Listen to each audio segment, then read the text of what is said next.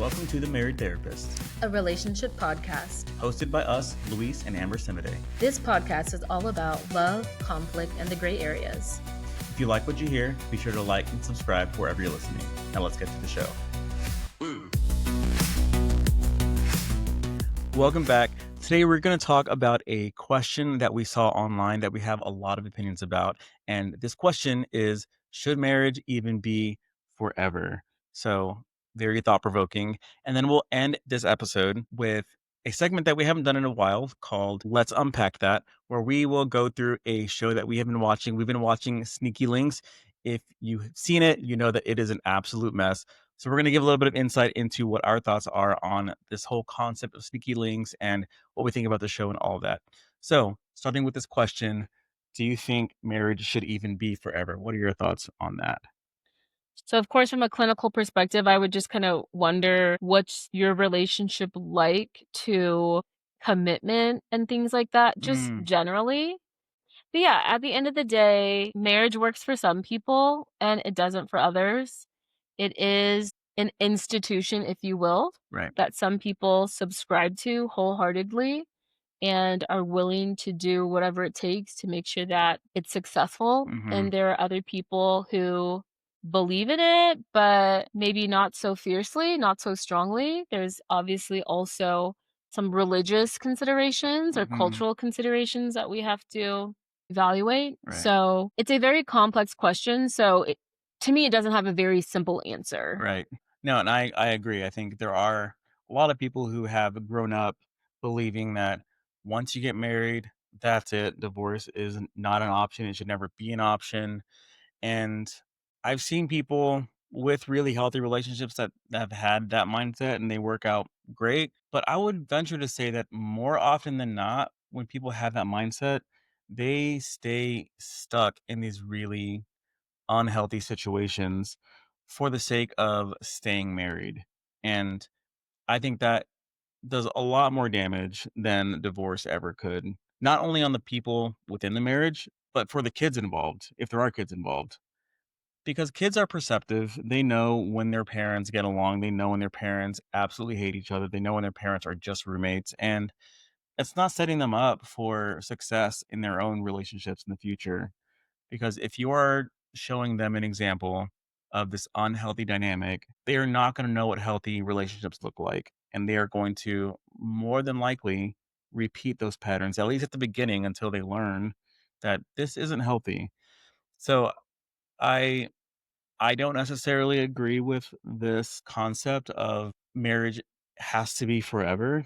Obviously, both of us have been married before and they were both abusive situations. And for sure, with abuse, that should not be the case with, you need to stay with them because you got married. Like, that's insane. And I know you mentioned religion earlier. That is unfortunately something that keeps people in these abusive relationships. And I know we've heard stories of people staying in relationships where they're being abused because of their religious views. And it's a really unfortunate situation because they're stuck and they just feel like they can't do anything in that moment. And I just want you to know, if you're listening and you are in an abusive relationship, it is okay to get out. It is. It's helpful to get out and it's healthy to get out. You're not meant to live in this abuse your entire life. Now, I know that is easier said than done for a lot of people, right? If they have these really strong convictions that divorce is a sin or whatever they're going to call it in their own faith. But at the end of the day, your life matters. And I don't think being in that unhealthy relationship is what your life was meant to look like. Yeah, absolutely. And I want to echo that. You deserve to be in a safe, happy, healthy, soul nourishing relationship. If your nervous system is out of whack every time you're around that person, every time you're in your home, that's an indication that something's going on. I know for myself, I didn't even realize I was being abused. So that's a whole thing too, is having that level of understanding and having that language But if you're being yelled at, if you're being demeaned, belittled, gaslit, which is psychological manipulation, that's not okay. Mhm. I think the most loving thing that you could do is to recognize, hold on, I don't deserve this. I know a lot of people who stay in situations like that have low confidence, don't have a strong sense of self. I know that's how I was. But if this is helpful, if our podcast resonates with you, like, "Oh, I want that and I don't have that." That's like a tiny little inkling. Okay, maybe I need to make some shifts. Maybe I need Mhm. to do some reassessment.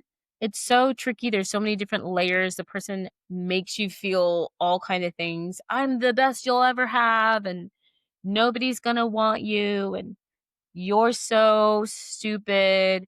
You're rude and disrespectful. You've got nothing going for you. That Mhm. really does a number on your psyche, on your spirit. But we're just here to say, like, you're amazing and wonderful because you exist. Mhm. You have inherent worth and value, and you deserve a life outside of the current situation that you're experiencing. Yeah. So, highly suggest that you get help if that's through a neighbor, family member, coworker, cool. And if you don't have social support, which also is a very real issue for a lot of people, there's support online. Mhm. There are so many different organizations. No matter where you live, there is an organization that can assist, and you're not alone. So Mhm. please seek help. We can provide some resources in the show notes in case you have no idea where to look. But yes, we are extending love all the way from San Antonio, Texas. We've gone through it. Mhm. It did a number on us, but you know what? We came out on the other side, and we hope that you can get out of it and one day be able to enter into something healthy if that's something that you want to do. Yeah, 100%. So I wanted to ask you actually, like, did you ever have that mindset? I know you came from this religious background. Did you ever have that mindset that divorce will never be an option for me, or have you always just kind of known that that was an option, even though it wasn't an ideal option, it was an option? Where have you been with that? I definitely entered into my first marriage wanting it to last Mhm. and fighting really hard to make it work. That being said, I never thought that I couldn't get a divorce. Yeah. I didn't want to. I felt embarrassed. I married this person after 3 months Mhm. because of a crisis situation, and so I do remember being like, "Okay, you made this very large adult decision, so you need to stand by it."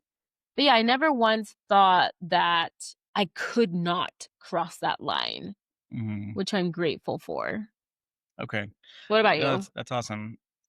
Yeah, I don't think I ever grew up thinking that divorce wasn't an option. I mean, obviously my parents divorced when I was in middle school, so I knew that it's an option. I never saw it as like a sin or anything like that. Obviously, nobody goes into a marriage wanting to get divorced. And I remember with my first marriage telling her, like, I don't want to get divorced. Like before we started having all these issues when we were still dating, I said, if we get married, like divorce won't even be an option for me. Like I had that mindset, I think, going into it. But I think as I started to see the challenges and really the weight of that marriage on me mentally, emotionally, physically at certain points, I started to see it as an option more and more and started to believe that it was like what I needed to do, and obviously I did it eventually, but yeah, I think I mean, I know I did go into that not wanting to get divorced, but I don't think I ever truly saw it as like, "This will never be an option, we're gonna make it work no matter what," and some people live that way, and that's for them, and again, I know you and I both know people who that is their mindset or have met people who that has been their mindset, and their relationships are absolutely chaotic, and it's sad to see, and I will say with abuse for sure that needs to end. With other relationships, I think sometimes it can be worked out. So I don't think people should take divorce cavalier because it is a really big decision. and I don't think they should take it lightly because there are a lot of things at play. With that said, though, I do think beyond abuse, there are other reasons where divorce would still be appropriate. Absolutely. And at the end of the day, you have to just figure out what works for you Mhm. because there's so many different thoughts about what's worthy of a divorce. Right.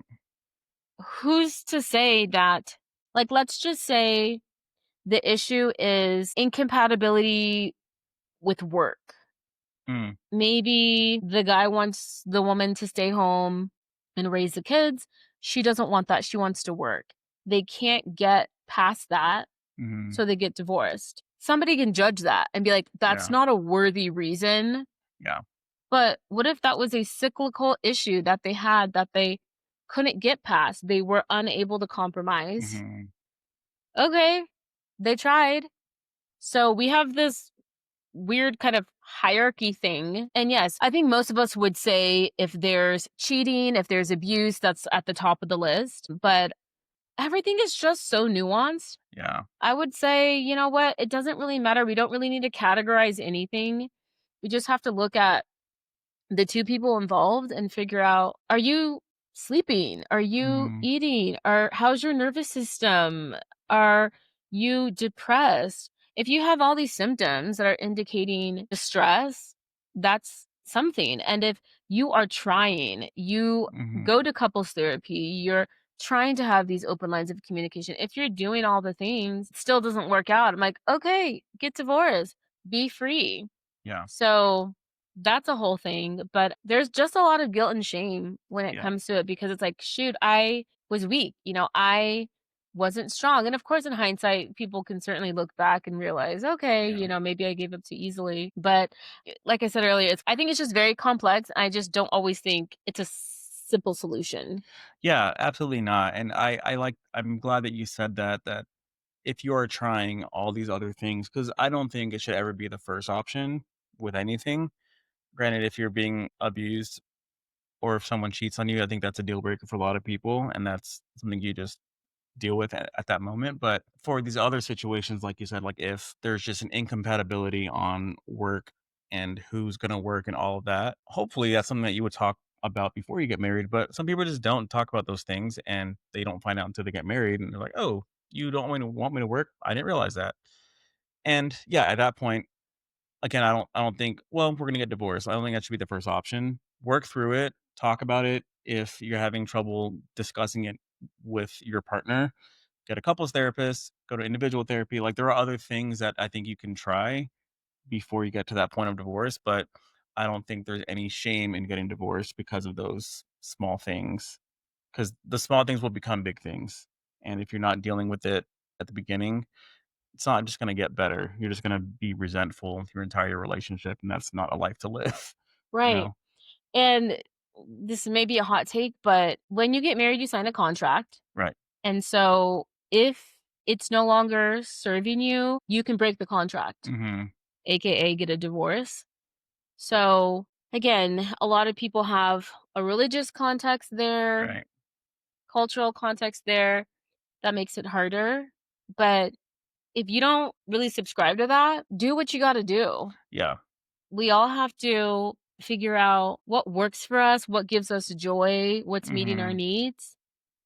And yeah, if it's a situation where the person has a gambling problem, Yeah. or even if they just have excessive spending Mhm. that you weren't aware of until you got married and you're fiscally responsible and it's just really difficult. It's causing a lot of hurt and pain. Mhm. And you guys have tried, you've had many conversations and whatnot. You can break the contract, AKA get divorced. So you can get with someone who is on your level Yeah, for if that's sure. what you wanna do, or you could just be single. So, yeah, I think there's just so much guilt and shame that is going around because of our society and how we Mhm. view things of, "You gotta fight for it, and if you don't, you're weak, you weren't Right. trying hard enough." It's like, people often have no idea Right.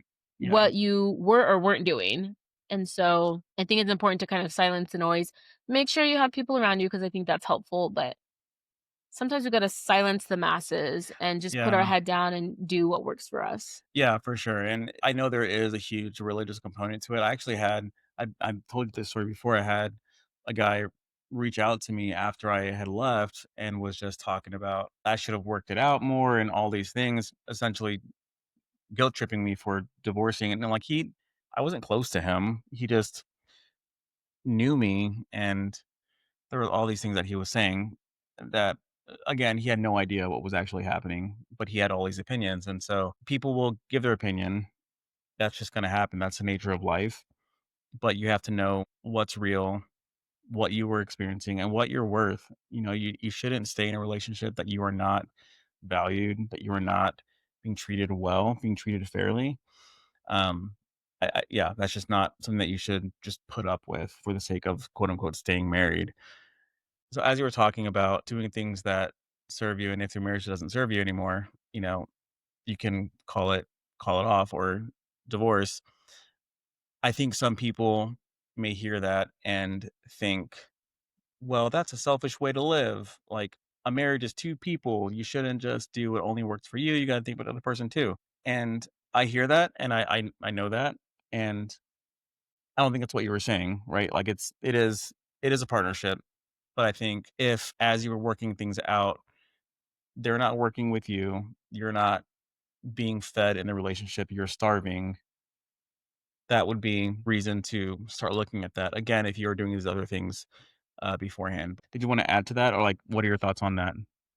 Yeah, again, there's always so much noise. Mhm, So the person has to look within and carefully assess. Another scenario I thought of is, what if there's lifestyle incompatibility when it comes to how to spend our weekends? mm, What if two people are dating, they're out and about all the time, everything is well, they get married, and one person drastically becomes a homebody?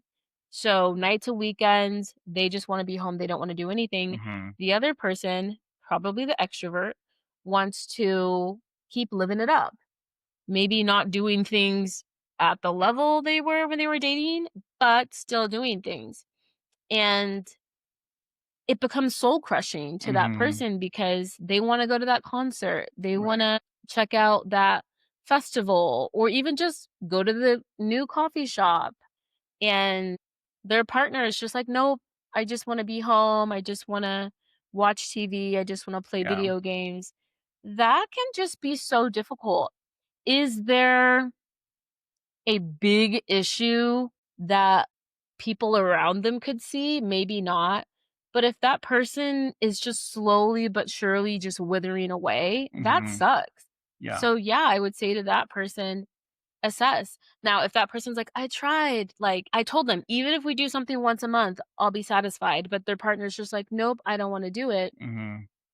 Why should that person have to stay in that marriage? Yeah. Who cares if other people around you don't get it? If you can imagine a life without that person and that life looks good, there's something Yeah, really. there's something to be said about that, because it sucks when you spin your wheels and you're going round and round and round with the person and no change is Mhm. happening. And another thing that just popped up is someone would say, "Well, can't that girl hang out with her friends, get that need met in other ways?" Sure, but what if what fills her cup is to experience things with her partner? Yeah. The friend hangouts are only gonna do so much to satisfy that need, and so if this person were my client, we would do lots of deep dives and we would try lots of interventions, but at the end of the day, if it just got to the point where she felt like she was drowning, okay, Mhm. maybe this is the end of this relationship. Yeah, for sure. And I think you have to look at whether this person is loving you in a way that you receive love. Because if they're not willing to do the things that you are asking them as a way to show you love, then I would have to ask, like, how is this relationship any different than just a friendship at this point? How is this a marriage? And if you can't answer how it's different, then it's like, well, why be married if this looks no different than a friendship or roommate situation, right? And I think some people, again, find that difficult because there's no huge issue, like you said. It's just this cyclical thing that keeps happening, and they don't deem it appropriate to get divorced. But the end of the day, like, your needs matter, and you deserve to be loved in the way that you are meant to be loved. Yeah, and it's no huge issue for the others, Right, for other people. but it is a huge issue for her. Yeah. Yeah, 100%.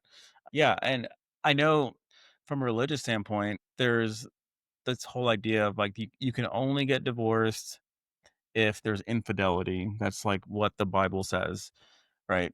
And I heard this perspective before I got divorced from my previous wife, from my therapist, actually, because my therapist was a Christian, and he knew my faith was important to me and things like that.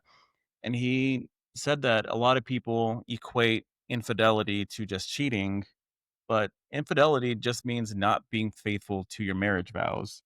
And your marriage vows talks about a lot more than whether or not you cheat on the person, right? There are things to love your spouse through thick and thin, for rich or for poor, in sickness and in health, to love them.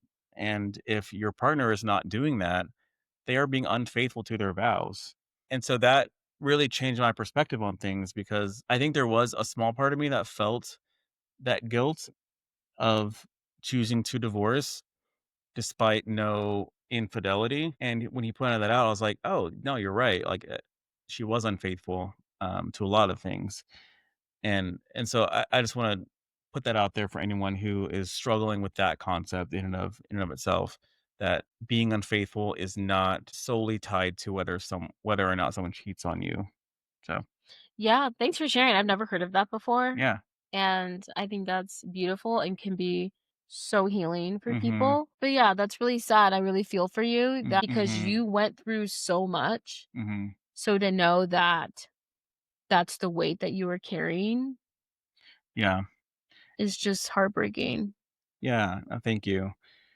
And I wouldn't say that that was the dominant thing that was holding me into that relationship. There was a lot more at play, but that was definitely a factor.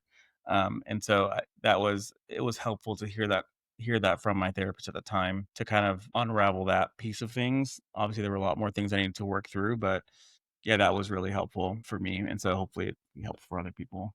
And something that just popped up because you were talking about the religious component was, would God put together, Let no man let separate. no man separate?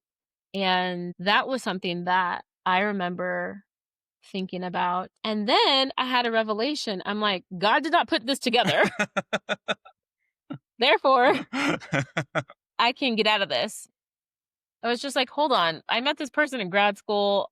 I was heartbroken from someone else. I wanted companionship and affection and a sense of belonging. And I just looked up and there was this person. And I was like, okay, Hmm. God was not in that. Yeah. That was just something that was helpful to remember. I actually remember shortly after getting married thinking about annulment Mm. and looking it up, and unfortunately, I was past the time frame for that. But yeah, I said, "I got married, but there's a lot of things happening right now, and I wanna get out of it, but I can't." So then I just kind of put my head down and try to work through it. Hmm. But yeah, this whole thing of, "I can't get divorced," that wasn't a thing. Yeah. 'Cause I clearly was trying to jump ship immediately. Yeah. Yeah, and that's a sign, right? Like, if you are already trying to leave right at the beginning, it's like, well, this probably is not gonna work out, and so you just need to exit stage left and go on with your life. Yeah. Yeah, I know celebrities get annulments all the time. yeah. It's like, "Oh, they got married in Vegas and they're divorced the next day." Like, "What is Yeah. going on?" Like, oopsies. Yeah. Yeah, I remember reading the criteria for it, and not only was I past the time frame, but it also didn't meet the criteria. So I was like, "Dang it." Mm, gotcha.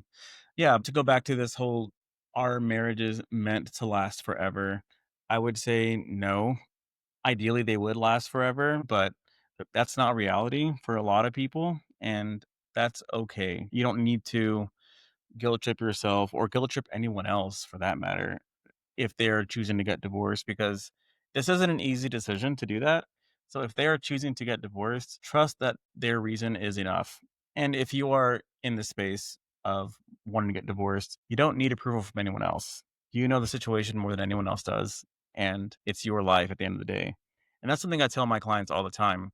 Like, you are the only one that has to live with yourself your entire life. So the decisions you make about your life are really important. So the things that people say about you, they don't hold as much weight as what you think and believe about yourself. Yeah. And I also wanna add the thing of staying together for the kids. Yeah. So many kids are screaming, "Please get divorced." Yeah.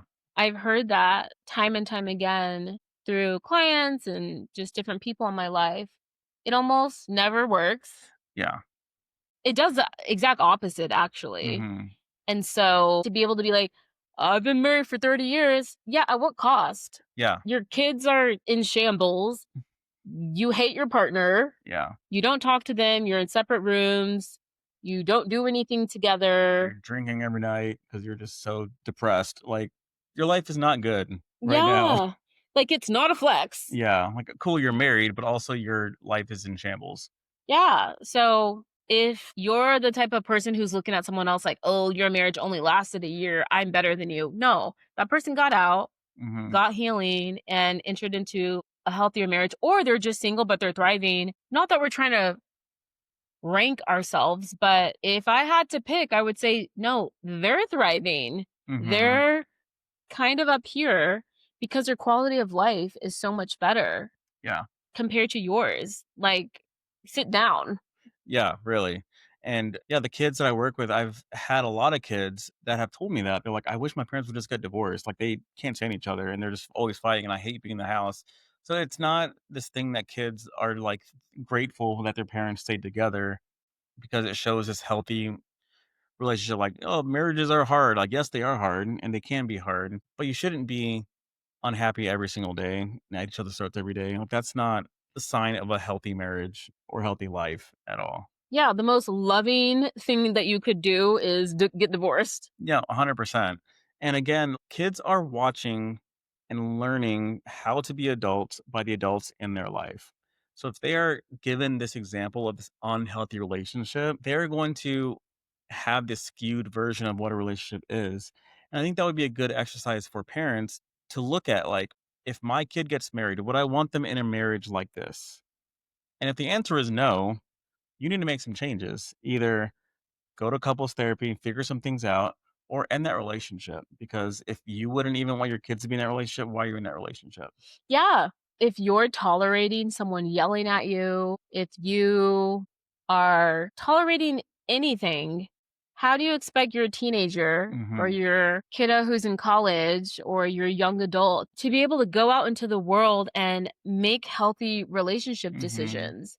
Yeah. That was modeled to them for years and years. So they're going to have lots of struggles. Yeah. And that's how this cycle of abuse continues a lot of times. People who witnessed abuse in their childhood oftentimes, unfortunately, get into abusive relationships as adults because even though it's not healthy, it's what's familiar.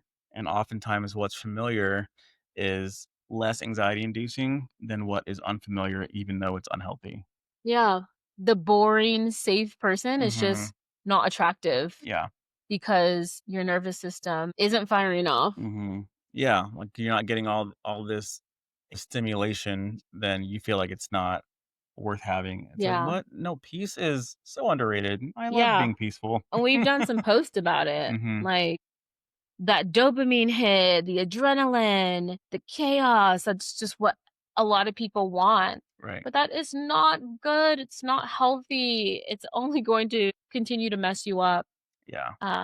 But yeah, parents, please rethink things. If you're the type who has thought, I need to stay for the kids, truly assess that. Maybe talk to someone about it, whether that's a friend, a family member, or a therapist, and figure out, is that truly the best decision? Now, there could be a scenario where it is good, but oftentimes it isn't. Yeah, I think the biggest thing that I've seen where it has been tricky is financially, Yeah.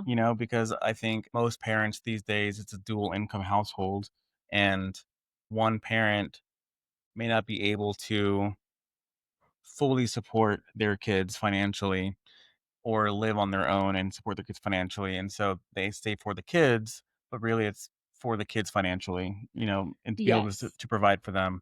But to that, I would say start looking at resources, start making plans for how you can support them well, right? So there are lots of organizations out there that help single parents. And so I think there's there's a way. Will it be harder? Yeah, but I think looking at the pros and cons of each scenario would be really beneficial in that situation, right? Just seeing, okay, if I stay, this is what it's gonna look like. If I leave, this is what it's gonna look like, and see which one you're willing to live with. Yeah, no, thank you for bringing that up. That's one of the number one reasons why people do stay, whether it's abusive or not. Right. And so I would look at social support. Again, I know it's a privilege to have that, Mhm. but if you have coworker, friends, family, anyone who's willing to assist, I would lean on that. And then, yeah, like you mentioned, there's so many different organizations within your town, your city, your state that can assist. And like you said, it's a matter of looking at your finances and seeing if you can move things around, whether that's trading your car in, Mhm. maybe going to that mom and pop daycare instead of the Montessori Yeah. type Yeah. of daycare. When Maybe, utilizing public transit, something, yeah. yeah, maybe you buy name brand clothes and it's going thrifting, or you're used to organic food and kind of getting non-organic food, just finding ways to cut things back. Maybe you're always used to upgrading your iPhone and you decide you're going to hang on to that iPhone 11. Yeah. Maybe it means moving in with your parents or moving in with your uncle Mhm. that has a room on the side. Where there's a will, there's a way. If you can't do any of that, to that, I would say, in what ways can you protect yourself within your four walls And your kids. and your kids, Mhm. mentally, emotionally? Can you set any boundaries down? Because you have more power and control than you think you have. At Mhm. least that's how it is most of the time. And we don't know what that would look like for you, but maybe a therapist or friends and family can help you figure that out. But yeah, that's what we would say to that. It's a very nuanced conversation. We keep saying Mhm. this. We certainly don't want to paint a broad stroke and make things seem so simple and so easy. Yeah. But yeah, just want to throw out different ideas and try to help out people across the spectrum. Yeah, for sure. So, great conversation. I always love hearing your thoughts on things like this because it's so refreshing. And I know I've known this. This is one of the reasons we got married. Like we just align on so many different things, and so I love that you have that perspective, and I do. And obviously, this is an incredibly healthy marriage. So I don't see divorce as ever part of the plan. So I'm thankful just for everything that Yeah. Thank you for saying we that. have. You're I'm so grateful for you too. It's such a breath of fresh air being with someone like you. Yes, we align on things like this topic, but at the end of the day, the thing that I'm just so grateful for is there's such an ease Mhm. to our relationship every single day. My nervous system is not out of whack. Yeah. There's so much peace. Even when we do have conflict, we actually had a conflict earlier Mhm. today. We're able to talk it out just like we are right now. Yeah. There's respect. Nobody's cussing, nobody's going below the belt. We're able to just say what we got to say and commit to whatever it is we're trying to change, and then we hug it out. Yeah. And that is just everything. That's all that I've ever wanted. And unfortunately, it's just not always the norm Right. in a lot of relationships. So I just want to thank you for being you. Yeah. You're welcome, and thank you as well. Yeah. Okay, so switching topics to let's unpack this. So, as we said in the beginning, we've been watching this show called Sneaky Links on Netflix. It's an absolute mess, as most of these dating shows are. So, do you want to give a synopsis of what this show is about? Okay, so the show Sneaky Links is all about people who have a sneaky link, which is essentially someone that they have casual sex with. They have not committed to anything. It's just kind of someone on your roster Hmm. that you call up when you want, aka a booty call. Friends with benefits, whatever you want to call it. Yes. Yeah. So these people have sneaky links, but they're wanting to break that habit and enter into a committed long term relationship. So they come on the show, all meet each other, and 5 minutes into chatting, their sneaky links walk in. So I don't know what that contract looked like, but I'm guessing they just told them it was some kind of a dating show. Yeah. It's the first of its kind. So they probably are like, okay, cool. And so their sneaky links walk in and they're so surprised what is Mhm. going on. And then the premise of the show is explained. And then a couple minutes later, random singles walk in. So then it's explained. You can continue hooking up with your sneaky link, doing things business as usual, open up yourself to a new connection with one of the singles, or you can go back to your sneaky link, but really try to foster that and grow it into an actual relationship. Yeah. Oh, man. So this concept of sneaky links is so interesting to us because I know you and I have never had sneaky links, but I know it is fairly common to have casual encounters with people. Like that's just kind of our culture now. So the premise of the show is interesting because I feel like if they wanted to foster those relationships, they would have. So the fact that they're bringing their sneaky links on to see if they want to foster it is kind of interesting. But I will say a couple of the people have said that being around their sneaky link all the time has piqued their curiosity a little bit more because typically they would see them, have sex, leave, and never see them again until their next hookup. So they really don't even know much about this person. So I think just being here in this environment, really getting to know them brings different dimensions to these people as people and not just a body to hook up with. So I think that's been interesting. But overall, it's a wild concept because these people are still sneaky linking within the sneaky link environment. So it's like their sneaky link is their main relationship, but then they're still going around and hooking up with other people that are now a new sneaky link. It's a mess, but I know there are a couple people that have made these connections and they're starting to form an actual relationship, but I would say overall, nothing has really been working out for anybody. So entertaining nonetheless, but it's been messy. Yeah, I just think there are so many reality show producers that are in the boardroom trying to figure out how can we capitalize on the popularity of shows like Love is Blind and Mhm. Love Island and things like that. And so they just come up with the most insane concepts Yeah. and say, let's give it a go. Obviously, it got on Netflix and people are watching. It's not very popular to my knowledge. Yeah, I haven't heard many people talking about it, but I mean, it's entertaining. Yeah. But they're just like, oh, let's see.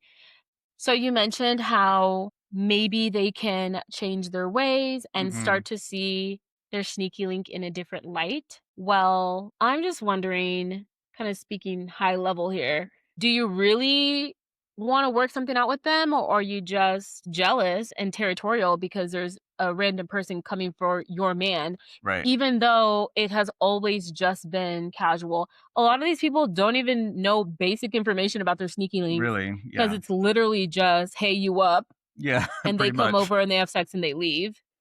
So, from a clinical perspective, that's a whole thing there. Yeah, because there is this familiarity with them, so you feel like you have this connection with them. But the reality is you don't really have a connection with them at all.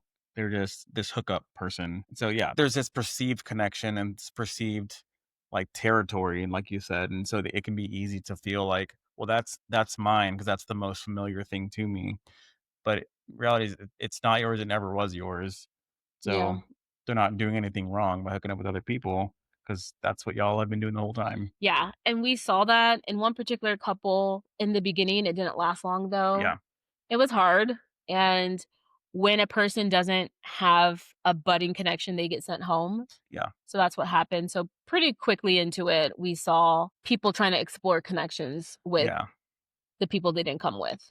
Yeah, and there are a couple connections happening now that seem like they're going to become actual relationships, but the reality is with most of these dating shows, they're in these romantic settings and they're put on these incredible dates. So a lot of the work is done for them.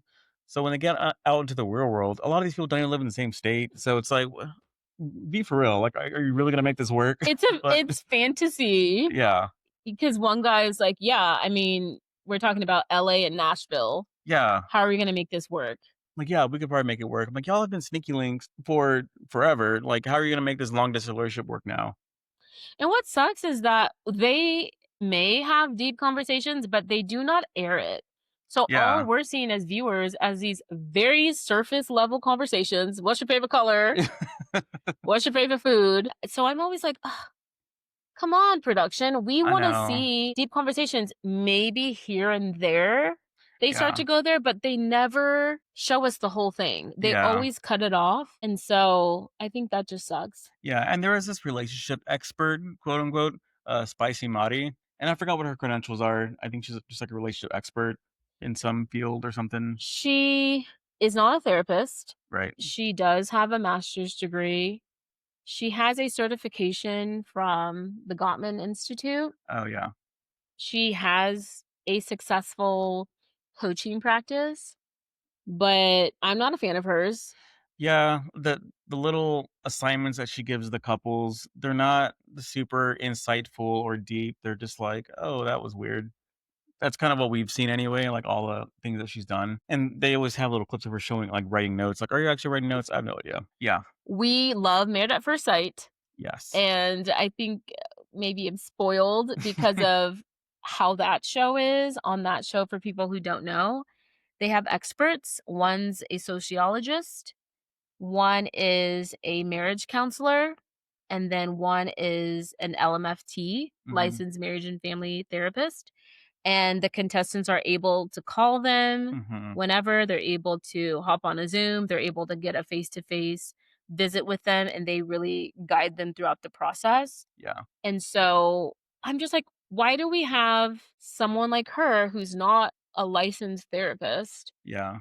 I'm wondering if it's just because of the show's concept. I don't know if a licensed therapist, I mean, I feel like I would have loved to be on that show to be like the guide, or like both of us would be on there, would be cool. But I wonder if like the people with credentials just passed on the show. I have no idea if they even sought anyone else, but And maybe you can have her as a host, but allow the contestants to have an option to talk with her. talk to a therapist. Oh yeah, yeah. But I know you and we would love to be able to host a show like this. Yeah, that'd be awesome. We'd have to work everything out in the contract, but yeah, at the end of the day, we are not entering into an official therapeutic Mhm. relationship. So it would just be us giving kind of general advice. It's like workshopping things with them. Right, but that would be so cool if they allowed us to craft these exercises, these Yeah, challenges to help them out, and it would be based in research. right. And maybe Spicy Mari consulted with therapists on this. I mean, I have no idea, but it just seems very elementary. Yeah, a lot of the exercises are like, "Oh, what? What is happening?" And maybe that's the whole point. Like, this is not a serious show. Yeah, yeah. As much as she's like, well, I want to challenge you guys to break free from it. Dig deeper, and I'm like, "Where are they digging?"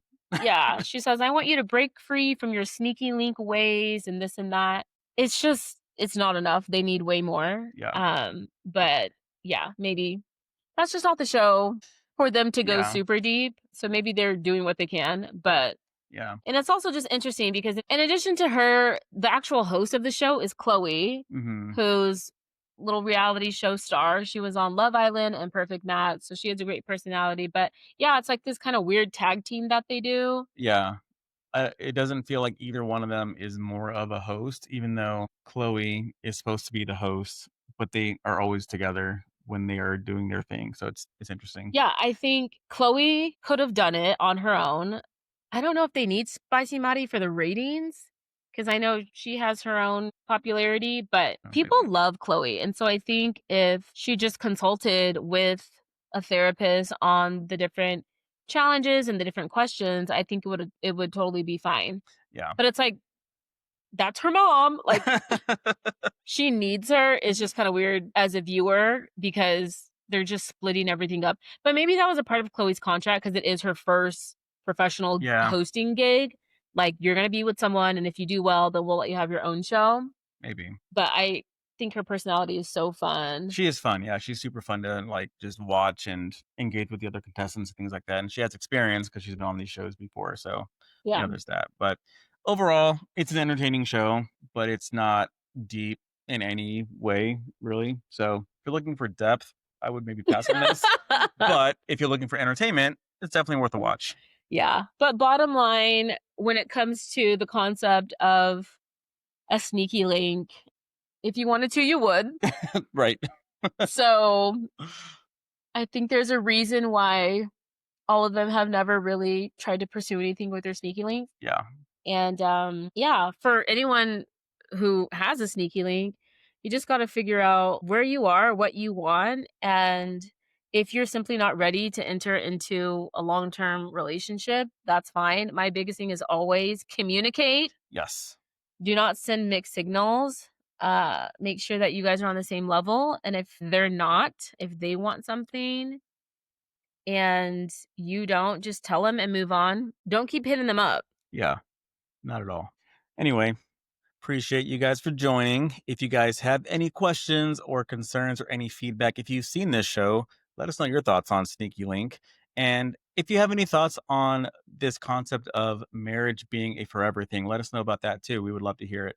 But appreciate you guys joining. And last thing, please leave a review. Yes. We are always wondering how our podcast resonates with people. We would love to get your feedback. So thank you so much. Be sure to like, comment, subscribe, share all the things, and we will see you guys next time. Catch you next time. Bye.